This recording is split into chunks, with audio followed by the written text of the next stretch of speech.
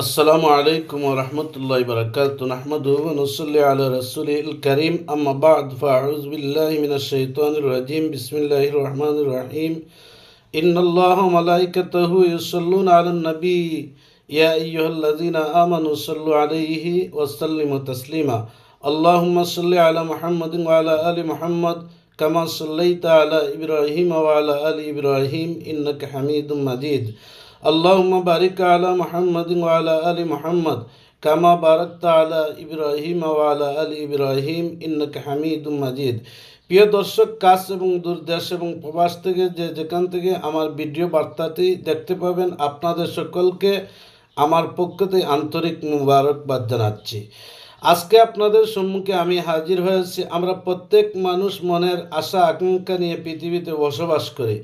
আল্লাহ পাক রাব্বুল আলামিন এমন কিছু বিষয় দিয়েছেন, যে বিষয়ের জন্য আমলের জন্য যে আমল দিয়েছেন, সেই আমল করলে মানুষের মনের নেক বাসনা পূরণ হয়। আল্লাহ পাক রাব্বুল আলামিন যদি আমাকে তৌফিক দান করেন, তাহলে আপনাদের সামনে আমি তুলে ধরব একটি আমল, বিশেষ একটি আমল। আল্লাহ পাক রাব্বুল আলামিন যেন আমাকে তৌফিক দান করেন। ওমা তৌফিক ইল্লা বিল্লাহ। যে ইসমে আজম নামে একটি দোয়া আছে, সেই দোয়াটি আপনাদের সামনে তুলে ধরতে চাই। এই দোয়া হচ্ছে, আল্লাহুম্মা ইন্নী আসআলুকা বিআন্নী আশহাদু আন্নাকা আনতাল্লাহু লা ইলাহা ইল্লা আনতাল আহাদুস সামাদুল্লাযী লাম ইয়ালিদ ওয়া লাম ইউলাদ ওয়া লাম ইয়াকুল লাহু কুফুয়ান আহাদ।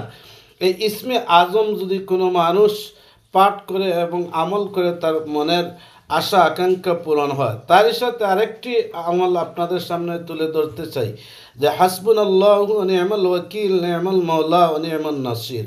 তারই সাথে সাথে যদি আমরা আরেকটি দোয়া এই দোয়ার সাথে পড়ি, লা ইলাহা ইল্লা আনতা সুবহানাকা ইন্নী কুনতু মিনাজ জালিমিন, সেটি হচ্ছে কঠিন বিপদ থেকে মুক্তি পাওয়া যায় এবং মনের আশাটাও পূরণ হয়। যেমন ইউনূস আলাইহিস সালাম মাছের পেটে ছিলেন, তিনি উদ্ধার হয়েছিলেন সেই দোয়ার কারণে, লা ইলাহা ইল্লা আনতা সুবহানাকা ইন্নী কুনতু মিনাজ জালিমিন। আল্লাহ পাক রাব্বুল আলামিন যেন আমাদের সকলকে সেই দোয়াগুলো পাঠ এবং আমল করার তৌফিক যেন দান করেন। আল্লাহুম্মা আমিন। ওয়া আখিরু দাওয়ানা আনিল হামদুলিল্লাহি রাব্বিল আলামিন। আসসালামু আলাইকুম ওয়া রাহমাতুল্লাহি ওয়া বারাকাতুহু।